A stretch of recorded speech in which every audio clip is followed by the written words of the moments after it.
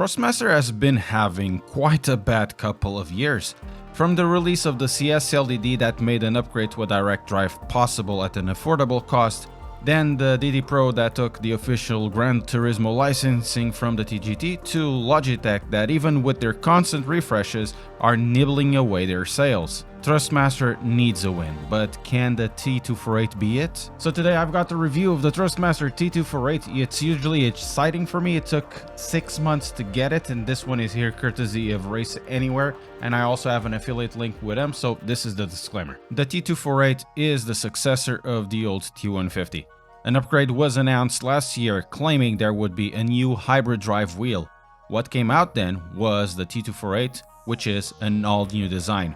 A new wheel, a new wheelbase, new internals, and a new pedal set based on the TLCM. An all-new combo that hopefully grabs back some of the attention that the Logitech bases have at the entry level of the market. But is it worth it? So stick around to learn more. Let's talk about specs a bit. The torque values are not available. Thrustmaster said in their release last year this wheel would be about 70% stronger than the T150.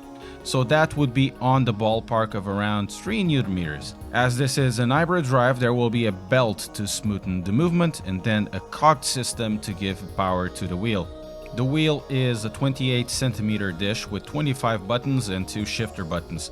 It also sports an LED display where some settings can be changed. The side up and down buttons work to give extra virtual buttons that can be useful for some games.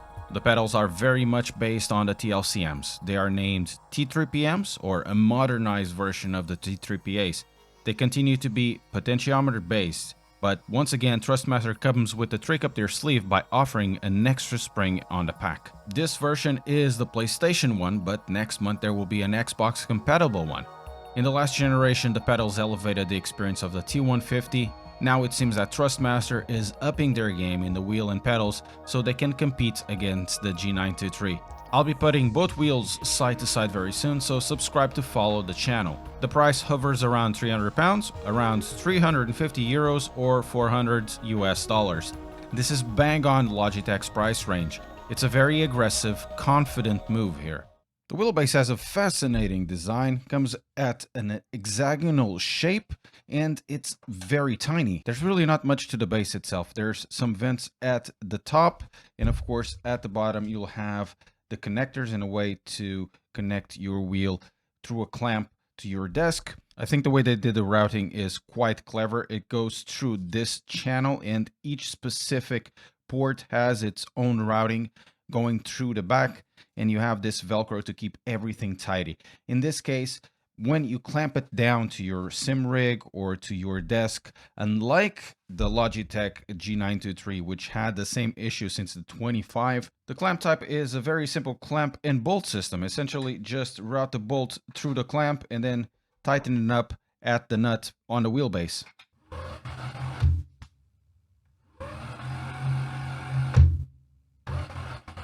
The wheel design is something divisive, but personally I like it very much. The ergonomics are absolutely faultless. Everything is on reach of your thumbs. Even if you have a smaller hand, it should be fine. The wheel rim is 28 centimeters. There's an LED display at the top that will give you indication of many settings, revs, speed, and also gear you're on. You can also change some of the settings through the mode button. In total, there are 25 assignable buttons, but some of them are virtual. That means you need to go up on this left up and down toggle so you can access a different level. For example, you could have in one level plus and minus traction control. On another level, you could have plus or minus bias. Another level, you could have plus or minus engine mapping. There are 4 levels of it, and this will also work on GT Sports and Gran Turismo 7. The shifters are super clicky. They have this positive feel, but they are quite loud, so it will depend where you are going to drive this. They are indeed very loud. You can hear it.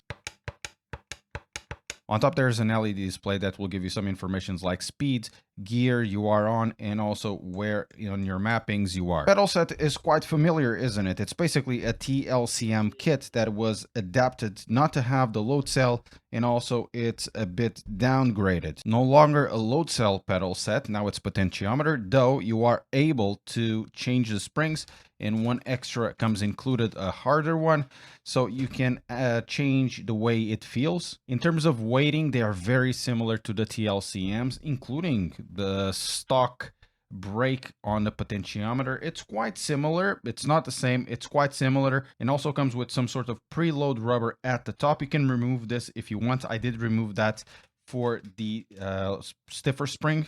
I would say to take off, it's basically the same as the TLCM, and in theory, in practice, it somewhat is, but there is a huge difference. It's far more difficult to remove these springs, even the softer ones, to put a new inside. I can tell you it was an absolute pain in the butt to do so. I even scored my finger while doing so. So be careful, use gloves while changing the springs, and use some sort of tool at the bottom or at the top, as I did, to remove it. If you use the preload with the stiffer spring, it's going to be very hard to take off and very hard to put on.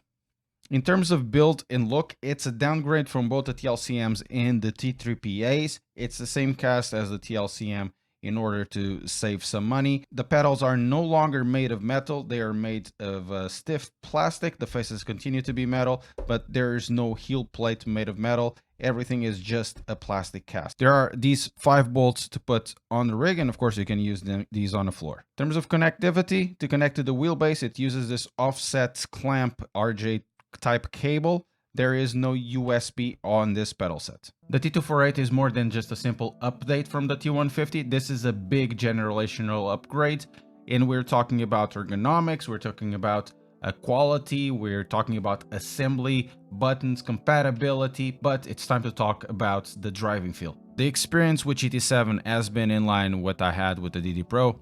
Not much to it, it feels dampened. If you go over the slip angle of the tire, there's a huge vibration. On GT Sport though, it feels like the wheel has opened up, more detail coming through the wheel. The front of the car is well detailed, curbs are felt, the slip angle of the tire is felt as well, and it feels like a very confident run. Assetto Corsa and Assetto Corsa Competizione are largely the same story as GT Sport, but it's in these two titles that the biggest flaw of this system, at least driving wise, it's felt. In this case, the lack of rear end information due to a slow turning speed of the wheel. Front end effects, like I said, are very well done, but I couldn't get the rear of the car to give me any discernible information.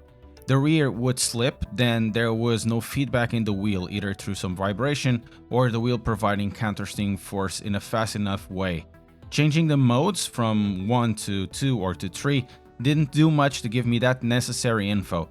It's not a deal breaker because, well, the same happened in the T150 and that can be mitigated. However, the T248 is a bundle, and once again it's here that Thrustmaster knocks it out of the park. The pedals are simply amazing to use. I think this spring selection was expertly chosen. It can be used on the floor as long as you have something heavy behind it.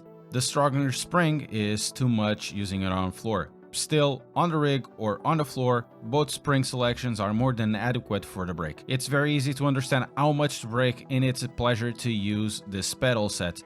Much like the kit it replaces, the pedals once again elevate the driving experience, though this time the bundle is very well balanced. No longer it feels that the wheel is dragging the quality of the bundle. The spring rate of the throttle is a bit on the soft side for my taste, but I do like the spring rate on the clutch. Fairly obvious that Thrustmaster wanted a win with the T248, and they did everything they could to get to it. But however, there is a massive issue with this wheel that is not anything on the hardware, it's actually the pricing. In the United Kingdom, this sells for £300, and the main issue becomes it's not only competing with the Logitech G923, but it is also competing with other Logitech wheelbases, namely the T150, which is almost half the price of this, and for me, the most important one, it will be the T300 RS GT, which is only £70 more. It's a very good wheel, but it's going to be very difficult to choose this over the T300 RS.